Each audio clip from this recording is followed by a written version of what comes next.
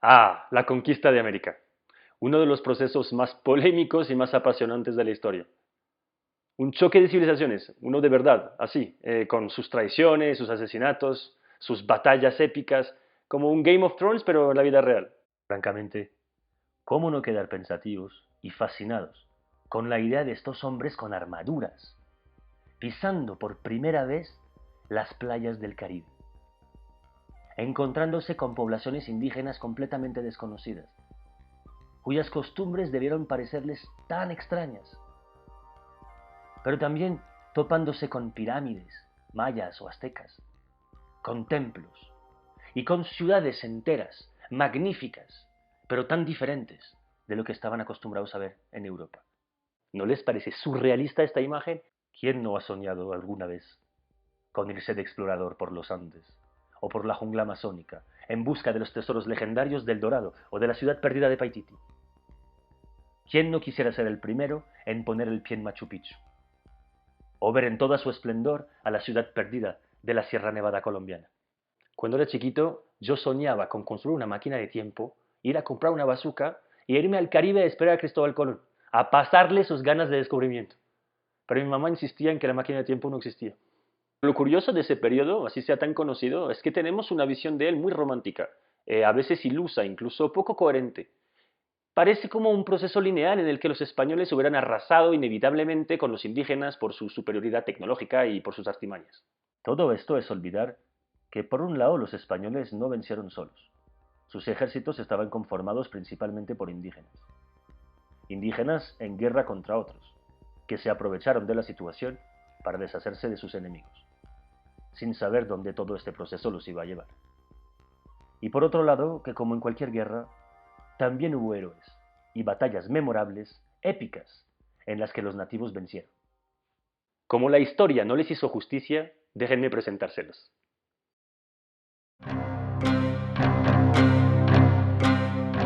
Es poco decir que los choques entre los europeos y los nativos no tardaron en empezar. Y contrario a lo que se podría pensar, no siempre tornaron en desfavor de los primeros. El primer libertador indígena se llamaba Caonabo, e incluso fue el primero en derrotar a las fuerzas españolas en el Nuevo Mundo. ¿Y de qué manera? Cuando Colón regresó de España, en noviembre de 1493, en su segundo viaje, quiso desembarcar de nuevo en el fuerte La Navidad, que había hecho construir casi un año antes en las costas de Haití. Ahí había dejado a 39 hombres, al mando de Diego de Arana. Pero al llegar al lugar, de noche, nadie respondió los tiros de cañón.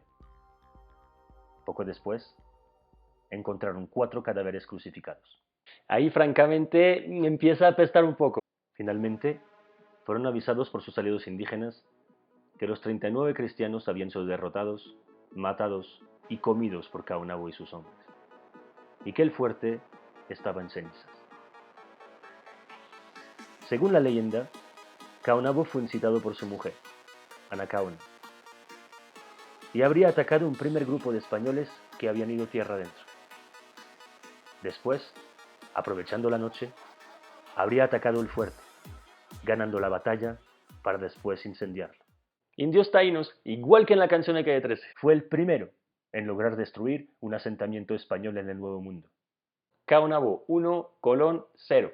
Infortunadamente, esta historia no tiene final feliz. Poco tiempo después, Caonabo fue capturado por las tropas de Cristóbal Colón. Y como seguía negándose a colaborar con los españoles, Colón decidió mandarlo a España a que se presentara ante el rey y la reina. Lo curioso es que Colón lo mandó por ser uno de los 5 caciques de la isla, pensando que por esta razón no lo podía matar. Y finalmente el barco se hundió y se murió igual.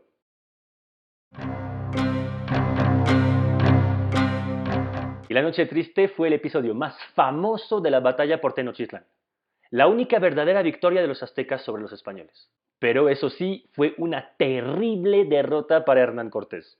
El 8 de noviembre de 1519, las tropas de Cortés entraron a Tenochtitlán y se encontraron por primera vez con el emperador Moctezuma II.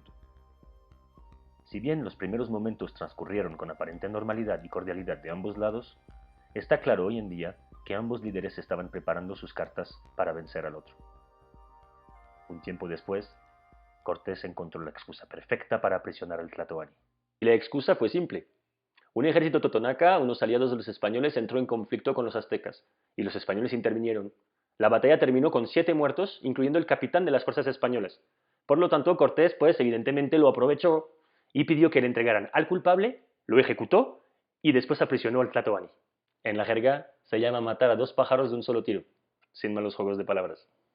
Los ayudantes de Cortés, que se había ido a enfrentar a un ejército de españoles llegados de Cuba para acabar con él, organizaron lo que se conoce hoy como la Matanza del Templo Mayor. Ahí, aprovechando una celebración religiosa, los conquistadores asesinaron por sorpresa a casi todos los señores de la nobleza azteca, los cuales eran también los mandos de su ejército. Y aquí tenemos versiones encontradas, ¿no? Y es probable que nunca sepamos la verdad. Algunos piensan que fue una perfidia de Pedro de Alvarado, otros que los españoles creyeron que había habido una trampa, y finalmente algunos piensan que los ritos paganos habían disgustado mucho a los españoles y que por eso intervinieron. Lo que es seguro es que a partir de ahí los aztecas empezaron a hacerles la vida mucho más complicada a los españoles. Hay que reconocer que se lo buscaron un poco. Después de una semana de combates callejeros, los españoles y sus aliados indígenas se encontraban aislados en el palacio de Axayacatl y se quedaban sin provisiones. Por eso, Cortés decidió emprender una escapada en la medianoche del 30 de junio de 1520. En un primer momento, el escape fue exitoso, pero una anciana salió a tomar agua y avistó la huida de los conquistadores. Dio la alarma y el ejército azteca, numeroso y embravecido, rodeó inmediatamente a los fugitivos por completo. Los persiguieron por todos lados, y en particular en los puentes que unían la ciudad con las orillas del lago. Se dice que algunos españoles no lograban correr bien por el peso del oro que cargaban y que se negaban a dejar atrás para salvar su vida. Imagínense la escena. Centenas de hombres barbudos cargando objetos de oro, cayéndose al agua y ahogándose porque se niegan a soltarlos. Hay que ser bobo, ¿no? Hombres y caballos se ahogaron en las acequias y las pozas. Se perdió la artillería y los indígenas aliados de Cortés fueron masacrados. Según Bernal Díaz del Castillo, 600 cristianos murieron ese día y todos los demás quedaron heridos. Más de la mitad de la hueste de Cortés se fue. La leyenda dice que tras la debacle, se sentó debajo de un árbol a llorar. Y por desgracia, los aztecas no supieron aprovechar el momento y fueron vencidos justo después en la batalla de Otumba, donde se enfrentaron 40.000 soldados aztecas con solamente 500 españoles. Pero la caballería española fue decisiva. Eso permitió que Cortés volviera a Tlaxcala, reuniera sus fuerzas, reorganizara su ejército y volviera a tomar Tenochtitlán unos meses después.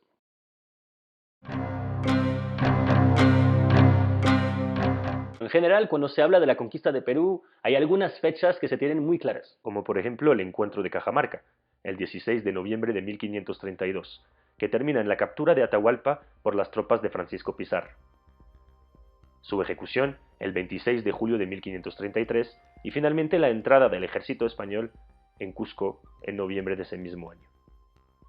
También se recuerda a menudo el episodio famoso del rescate, en el que el Inca, preso, solo había un Inca en el Imperio Inca, ofrece llenar la sala de oro hasta donde alzó la mano, pensando así comprar su libertad, sin comprender que lo único que haría de esta manera sería alimentar la codicia de los conquistadores. Lo que generalmente se sabe mucho menos es que los quechuas y los aymaras en realidad no se rindieron tan fácilmente, y que la conquista duró casi 40 años. Porque eso no lo cuentan en general, ¿eh? Intronizado por Francisco Pizarro para servir de títere y controlar mejor el imperio, Manco Inca se escapó pretextando que iba a ir a buscar una estatua de oro y traérsela de vuelta a Hernando Pizarro. Muy fino el hermano Hernando. A partir de noviembre de 1533 empieza un episodio conocido como la Rebelión de Manco Inca. Declaró la guerra a muerte contra todos los cristianos y lanzó un ataque para reconquistar el centro político del imperio. Durante los primeros días, las tropas incas lograron conquistar gran parte de la ciudad, obligando a las fuerzas españolas y a sus aliados indígenas a replegarse en 2 edificios grandes cerca a la plaza central, y poniendo en peligro la vida de los 3 hermanos de Francisco Pizarro. Después, lograron conquistar la fortaleza de Sacsayhuamán. Y a partir de ahí la llamaré la fortaleza. En ese momento, los españoles fingieron una retirada y salieron de Cusco, pero era solamente para atacar de nuevo la fortaleza desde el exterior de la ciudad. Durante estos ataques, un jefe de la realeza inca, llamado Cahuide, se destacó mucho al impedir que los españoles reconquistaran el fuerte. Dicen que usaba coraza y escudo españoles, además de una masa de puntas de cobre. Por desgracia, el jefe del ejército inca tuvo la mala idea de escaparse para ir a buscar refuerzos, y cuando volvió, los españoles habían vuelto a tomar el control de la fortaleza. Pero en el camino mataron a Juan Pizarro. In your face, Pizarro. Como nadie lograba cambiar la situación de inmovilidad en Cusco, los españoles lanzaron un ataque secreto al cuartel general de Manco Inca, en Ollantaytambo, en enero de 1537. Con tan solo 100 soldados españoles y 30.000 aliados indígenas, las tropas de Hernando Pizarro atacaron a los 30.000 soldados quechuas replegados en la fortaleza. Como siempre, los españoles trataron de capturar al Inca, pero los indígenas habían aprendido de sus errores pasados. Habían puesto varios batallones de guardia, usaban espadas castellanas y los europeos encontraron al Inca montado a caballo entre sus tropas. Finalmente, en un movimiento de genialidad táctica, Manco Inca decidió sacar al río de su lecho para inundar el campo de batalla e impedir así el uso de los caballos por los conquistadores. En cambio, del otro lado, los guerreros indígenas usaban los caballos capturados en batallas anteriores. Los españoles huyeron, sin más, dejando incluso en camino a sus aliados indígenas. Con aliados así, ¿para qué enemigos? Finalmente, Manco Inca se replegó hasta Vilcabamba, donde refundó un estado, el Incario de Vilcabamba, que resistió durante casi 40 años, hasta que su descendiente, Tupac Amaru, tras un imbroglio diplomático, fue derrotado y más tarde capturado por las fuerzas del virrey Francisco de Toledo. Y así terminó el Imperio Inca, y toda su civilización con él. Para mí, uno de los momentos más tristes de la historia humana.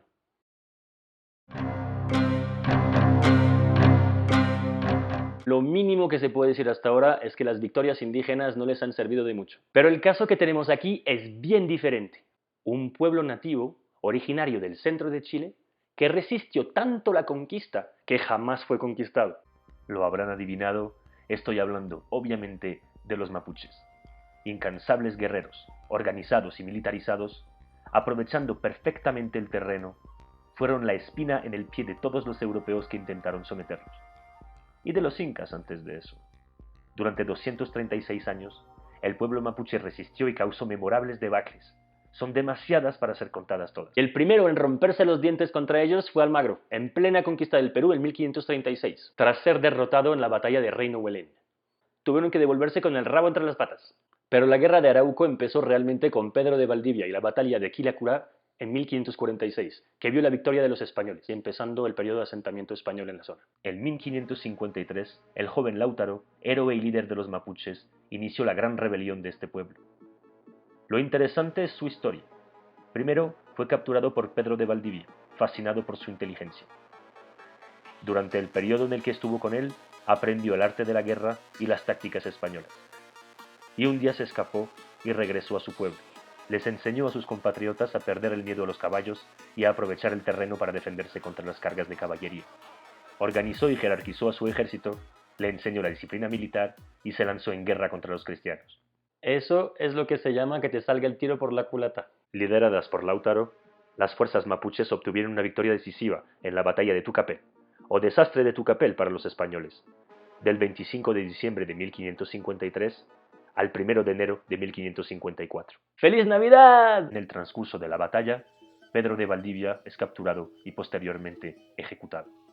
No se sabe exactamente lo que les dijo, pero la leyenda dice que prometió que los españoles nunca volverían y que los indígenas no le creyeron. Sin chiste. Finalmente, Lautaro fue derrotado en 1557, en la batalla de Mataquito, y fue apaleado, desmembrado, y su cabeza se exhibió en la Plaza de Armas de Santiago por un largo tiempo, ensartada en una lanza española. Los españoles le debían guardar un pequeño rencor, nada más. Pero este triste episodio no acabó con la resistencia mapuche.